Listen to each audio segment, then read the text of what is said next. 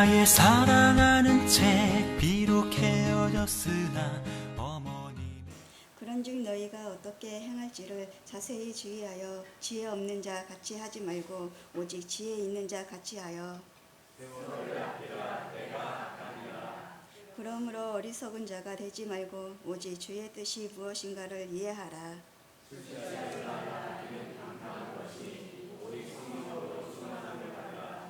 시와 찬송과 신령한 노래들로 서로 화답하며 너희의 마음으로 주께 노래하며 찬송하며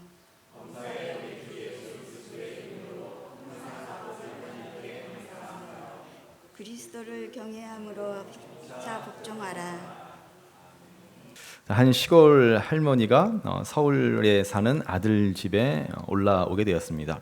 서울역에 도착해서 택시를 타고 택시를 잡아 타는데 기사 양반 개포동까지 차비가 얼마유라고 물었습니다. 산전수전 다 겪은 택시기사는 할머니를 슬쩍 보더니 저 시골 촌에서 아무것도 모르는 할머니가 올라왔구나 라고 생각하고는 이 택시기사는 봉을 만났다라고 생각하고 서울은 택시비가 비싼데 그래서 한 10만 원만 내휴. 깜짝 놀란 할머니가 우물쭈물하더니 또 다시 묻습니다. 그러면 짐을 실는 데는 얼마유? 그러니까는 택시기사는 인심이라도 쓰듯이 그건 뭐 무료죠. 그러자 할머니는 얼굴에 화색을 띠면서 쪽지를 건네더니 아이고 참 잘됐네. 그럼 이 짐 좀 여기다 좀 갖다 주시오. 나는 지하철 타고 갈 테니까. 그랬다는 그런 얘기가 있다니. 또 하나의 이야기가 있습니다. 지난주 중에 우리 집사람이 옛 교회 친구들을 오랜만에 만났습니다. 물론 저도 잘 아는 친구들입니다. 우리 집사람은 지금 없죠. 없을 때 빨리 얘기해요. 자, 안에 있습니까? 안에.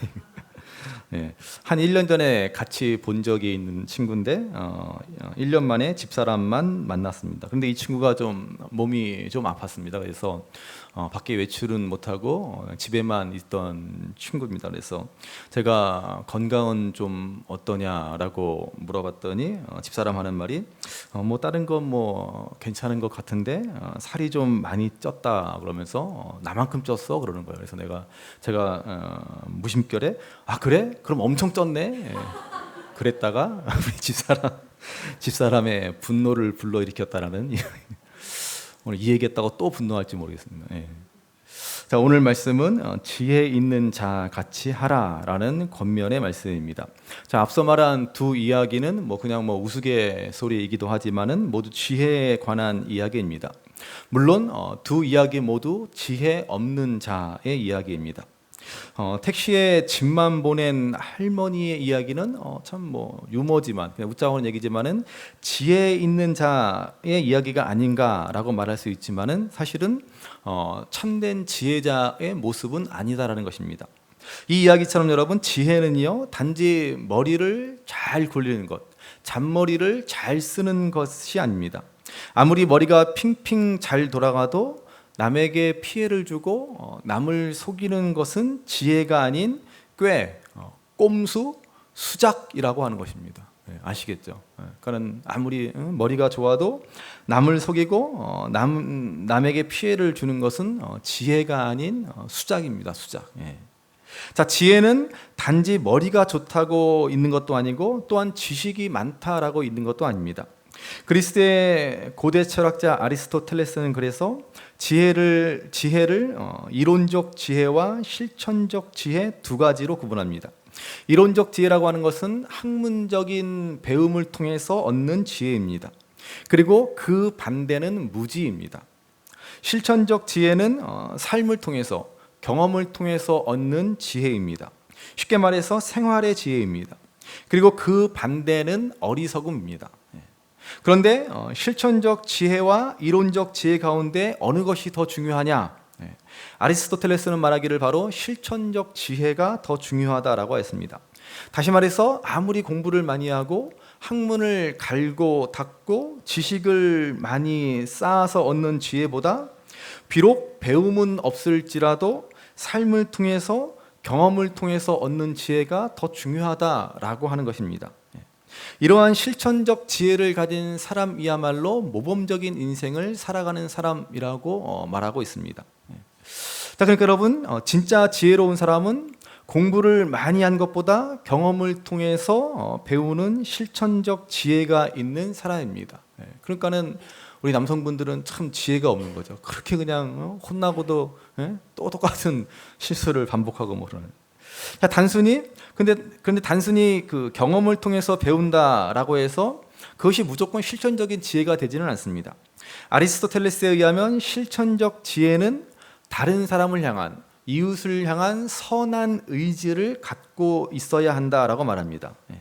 우리가 귀담아 들어야 할 대목입니다. 아까 말씀드린 그 할머니의 이야기처럼 뭐 꾀나 꼼수나 수작을 부려서 자기 이익을 챙기고 남에게 피해를 입히는 것은 그래서 지혜롭다라고 말하는 것이 아닙니다.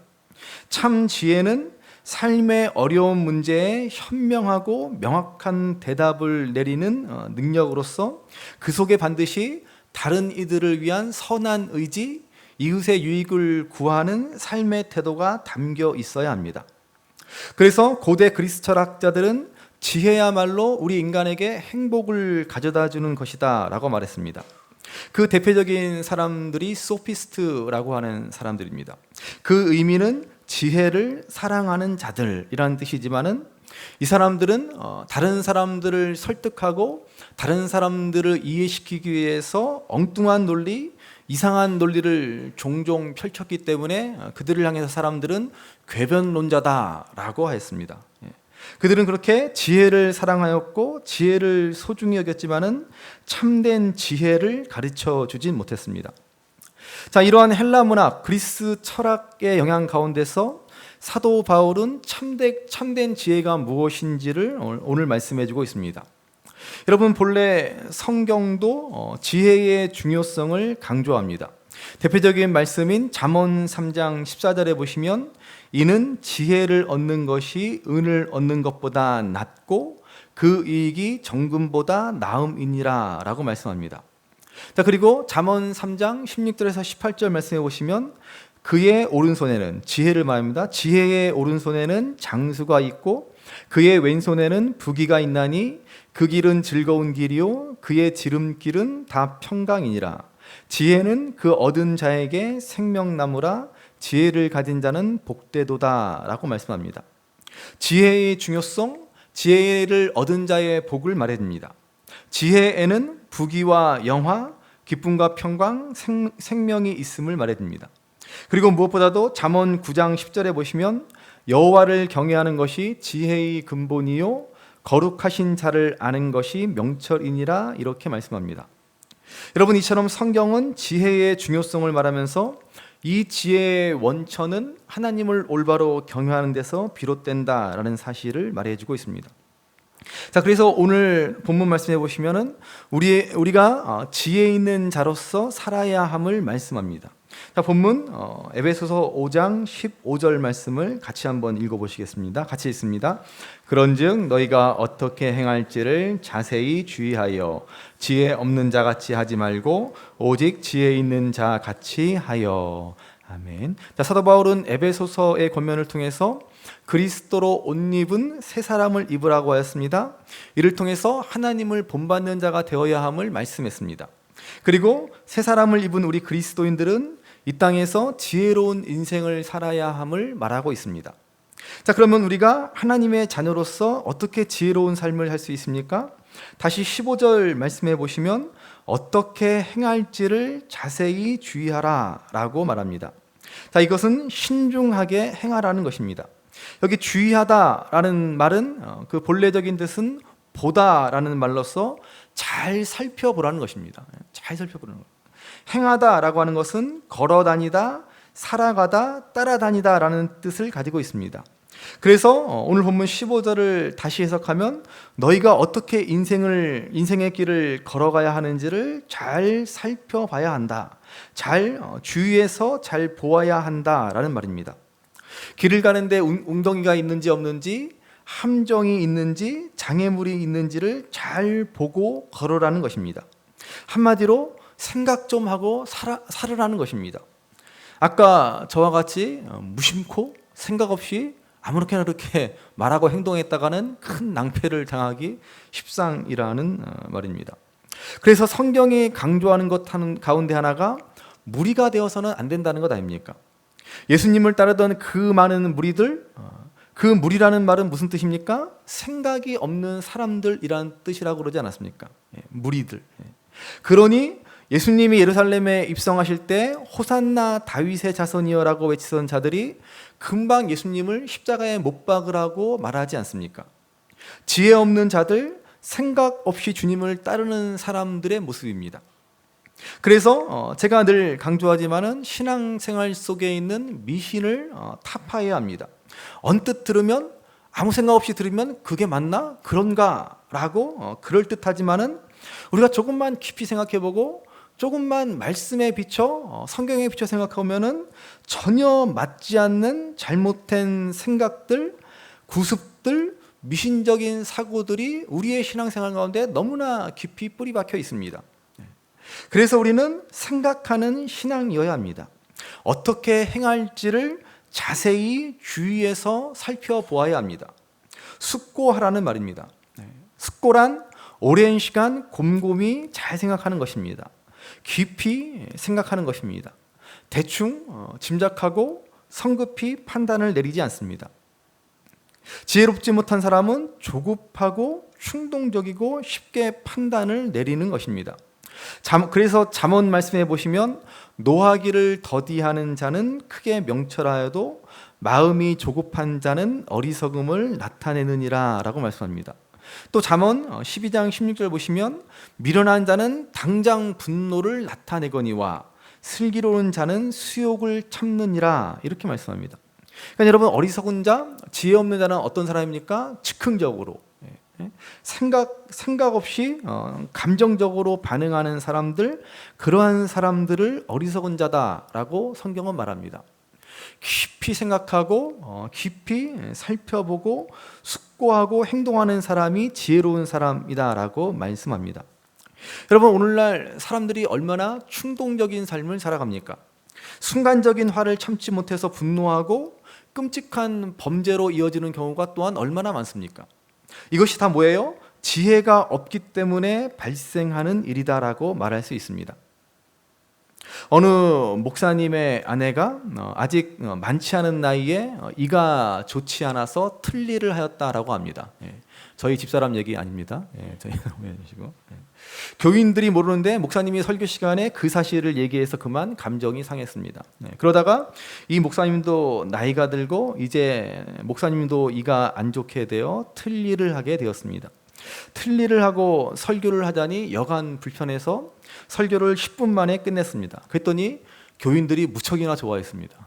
그 다음 주가 돼가지고 설교를 30분을 합니다. 그러니까 교인들이 아유, 우리 목사님 틀니에 참 빨리도 적응하셨네 그러면서 아쉬워합니다. 그리고 그 다음 주에는 무려 1시간 가까이 설교를 하더라는 것입니다. 그래서 교인들이 도대체 목사님 무슨 일이 있느냐 하고 사모님께 물었더니 사모님이 하는 얘기가 그거요?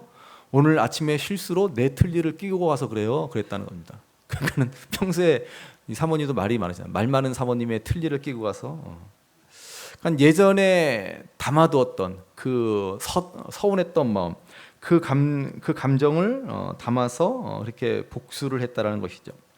여러분, 우리는 신앙인으로서 지혜로운 자들이 되어야 합니다. 순간적인 감정이나 본능과 욕구를 따라 살지 않고 신중하게 행하는 사람들이어야 합니다.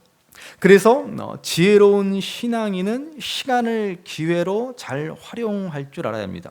16절 말씀 보시면 됩니다. 16절 말씀 같이 읽습니다. 세월을 아끼라 때가 악하니라. 지혜로운 삶 가운데 가장 대표적인 모습이 시간 사용입니다.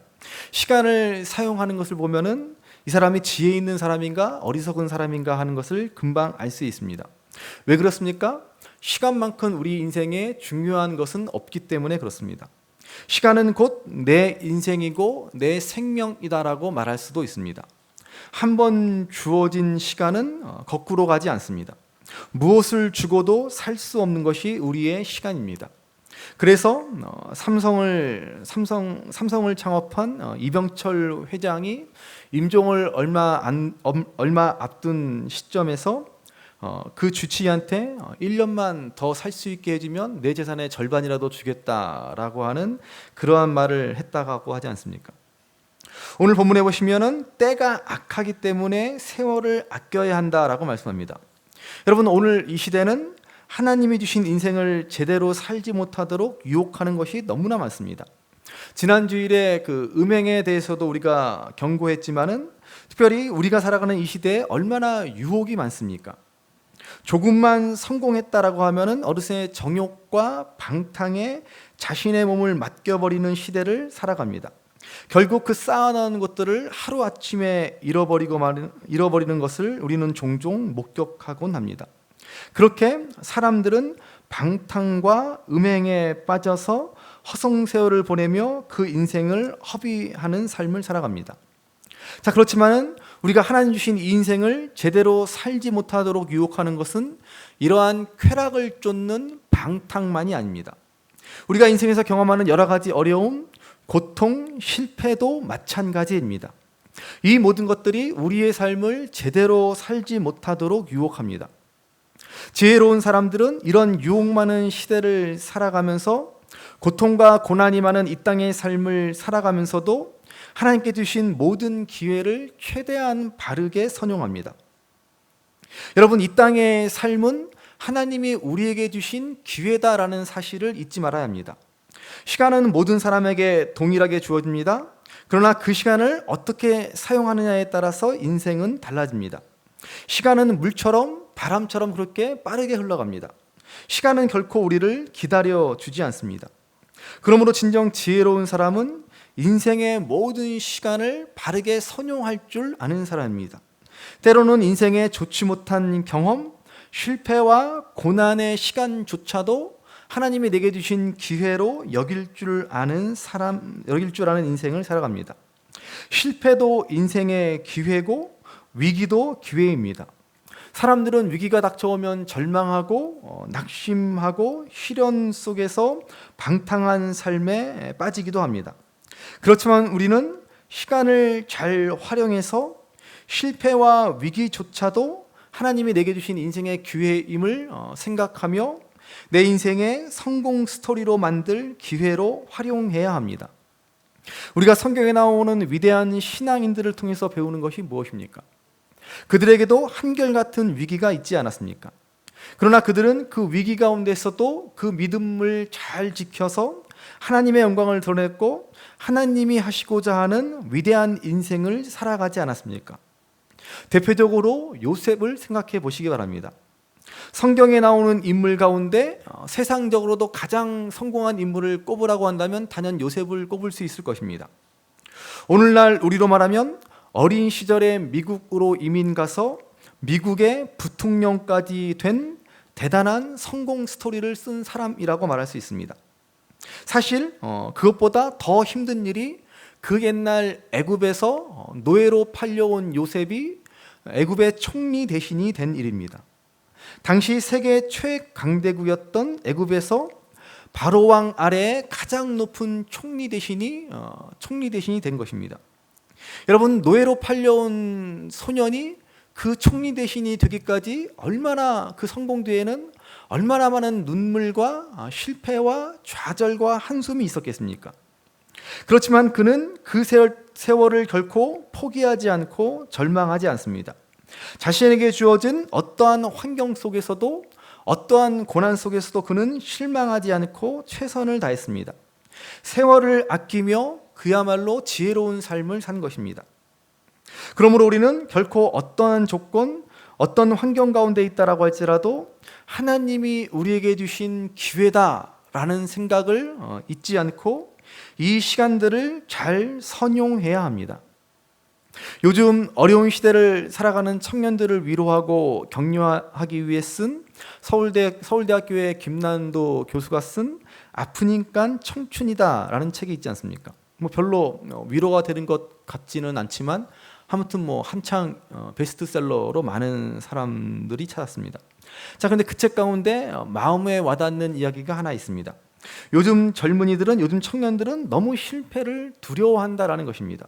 그래서 쉽게 해보지도 않고 포기와 좌절에 빠져버린다라고 지적합니다. 실패를 너무나 두려운 나머지 포기와 좌절의 빌미를 스스로에게 제공하고 있다라고 말하고 있습니다. 참으로 공감 가는 이야기입니다. 우리 사회가 아직 사회 안전망이 잘 갖추어지지 않았기 때문에 한 번의 실패에도 큰 위험이 따르기는 하지만, 그래도 젊은 시절에, 청년 시절의 실패는 여전히 자산이 되고 성공의 발판이 될 것입니다. 결코 그것이 헛된 시간, 불필요한 시간이 아니다라는 말입니다. 지혜로운 사람은 이렇게 인생의 실패와 고통, 고난조차도 하나님이 주신 기회로 알고 결코 세월을 헛되이 보내지 않습니다. 세월을 선용할 줄 아는 사람입니다. 그것이 세월을 아끼면서도 악한 시대 가운데 참 지혜로운 삶을 살아가는 성도의 삶입니다. 그러기 위해서는 무엇보다도 우리는 주의 뜻이 무엇인지를 잘 이해할 수 있어야 합니다. 자, 오늘 본문 17절 말씀을 보시면 합니다. 17절 말씀 같이 읽습니다. 그러므로 어리석은 자가 되지 말고 오직 주의 뜻이 무엇인가 이해하라. 아멘. 자, 지혜로운 삶은 바른 판단, 바른 분별력에 있습니다. 그 판단의 기준은 하나님의 뜻입니다. 세상의 기준은 학식이나 상식이나 철학이나 어떤 법을 판단의 기준으로 삼지만, 어떤 사람은 자신의 이기심과 자신의 안락을 기준으로 삼지만, 지혜 있는 신앙인의 판단 기준은 하나님입니다. 하나님의 뜻이 무엇인가 하는 것이 중요합니다. 그래서 성경은 말하기를 너희는 이 세대를 본받지 말고 오직 마음을 새롭게 함으로 변화를 받아 하나님의 선하시고 기뻐하시고 온전하신 뜻이 무엇인지 분별하도록 하라, 이렇게 말씀합니다. 여러분, 지혜로운 삶을 살려면 하나님의 뜻을 분별해야 합니다. 그러면 하나님의 뜻을 찾는 지혜를 얻기 위해서는 어떻게 해야 합니까? 먼저 지혜를 얻기 위해서는 하나님을 경외해야 합니다. 아까 본 잠언 9장 10절의 말씀처럼 여호와를 경외하는 것이 지혜의 근본이요 거룩하신 자를 아는 것이 명철입니다. 자녀들을 지혜롭게 하고 지혜로운 인생을 살고자 한다면 먼저 하나님을 경외하는 인생이 되도록 해야 합니다. 지혜를 얻는 첩경이 하나님을 경외하는 것이기 때문입니다. 하나님을 경외하게 되면은 인생의 의미, 인생의 목적을 깨닫게 됩니다. 세상의 시작과 세상의 끝을 알게 됩니다. 세상이 끝난 후에 우리가 어떻게 될지를 아는 지혜를 얻게 됩니다. 그래서 인생을 바르고 의미 있게 살아갈 수 있게 되는 것입니다. 그러므로 우리는 이 지혜를 얻기 위해서 하나님의 말씀을 더욱더 알아야 합니다. 잠언 2장 6절 말씀처럼 대저 여호와는 지혜를 주시며 지식과 명철을 그 입에서 내심이여 라고 말씀합니다. 하나님의 지혜는 하나님의 말씀입니다. 말씀에 온갖 지혜가 있습니다. 우리 인생에 구원의 지혜가 담겨 있습니다. 우리의 가정이 진정으로 행복한 가정이 되고 우리의 삶이 풍성해지는 비결은 바로 하나님의 말씀 가운데 있습니다. 자녀를 올바르게 살아갈 수 있는 비결도 바로 하나님의 말씀에 있습니다. 디모데후서 3장 15절 말씀과 같이 또 내가 어려서부터 성경을 알았나니 성경은 능히 너로 하여금 그리스도 예수 안에 있는 믿음으로 말미암아 구원에 이르는 지혜가 있게 하느니라 라고 하였습니다. 우리에게 보여주신 하나님의 뜻이 곧 하나님의 말씀 가운데 있습니다.